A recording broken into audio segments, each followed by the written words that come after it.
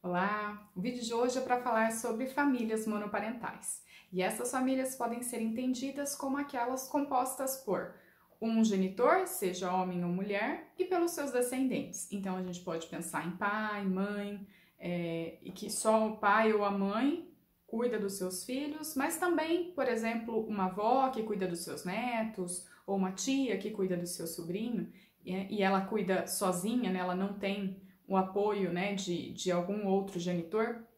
Então, com isso, a gente acaba considerando que é uma família monoparental. Essa família, ela já existe há muito tempo. Ela sempre existiu na realidade. Porém, reconhecida como família, isso só aconteceu a partir da Constituição de 1988. Então, anteriormente, a gente tinha um Código Civil de 1916 que discriminava que família somente era aquela composta por pai, mãe e filhos. E com essa mudança na Constituição, a partir de 1988, as famílias monoparentais, né, essa Constituição composta por um genitor e os seus descendentes, passa a ser reconhecida como um modelo de família também. E isso é uma mudança no sentido assim, né, de começar a rever a questão da família somente atrelada a uma família tradicional, em que a gente teria um casal e os seus filhos para realmente ser considerado como família. As famílias monoparentais, elas podem ser constituídas de diversas maneiras. A gente pode ter uma pessoa que acaba ficando viúva, então seja o pai ou a mãe, né, que um deles acaba falecendo, e o genitor que fica vivo, ele acaba assumindo os cuidados com a família, então isso sempre existiu. A gente também tem os casos em que a mulher engravida e que o pai não assume a criança, então a mãe acaba chefiando a família sozinha, esse pai não assume esse compromisso, então é uma família monoparental também. A gente também tem os casos de separações e divórcios, em que aí a mãe fica ali acabando sendo responsável pelas crianças, né? Não é só a mãe, pode ser o pai também. Então a gente vai ter essa variação. Mas a predominância é de que muitas vezes, né, as famílias monoparentais são mais constituídas por mães que ficam com seus filhos do que pais que assumem os seus filhos. Então a predominância ainda é muito maior nesses casos.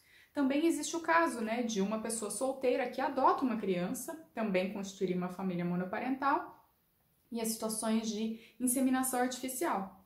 Então é como se fosse, né, uma produção independente. A mulher vai, ela acaba fazendo o processo de inseminação artificial, pode ser por um doador de esperma para que ela consiga engravidar. Então aí são algumas situações, né, alguns modelos que a gente pode observar de família monoparental.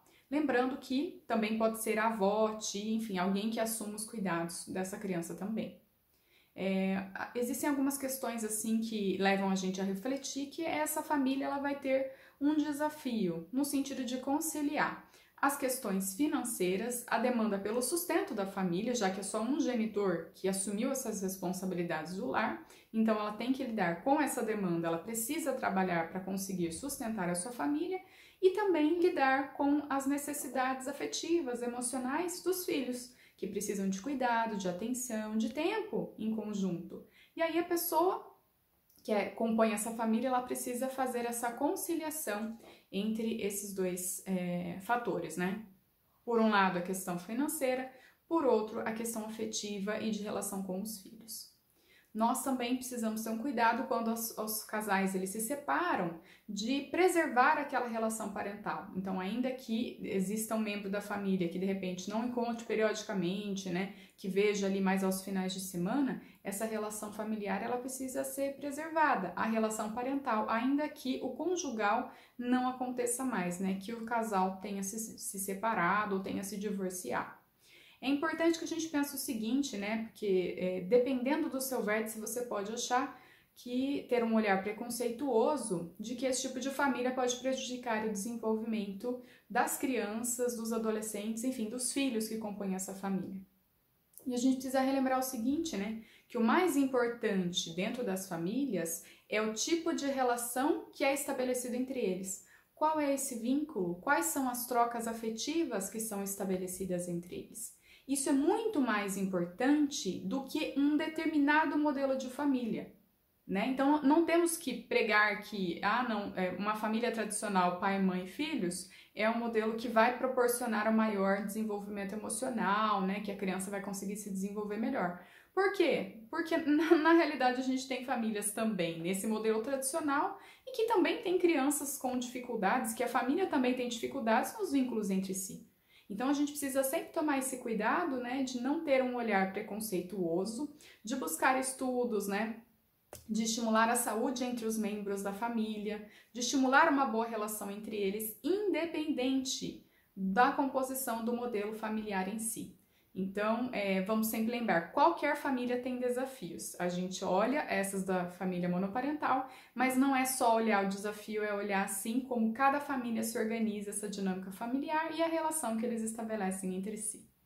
Bom, gente, por hoje é isso. Fiquem bem e até a próxima!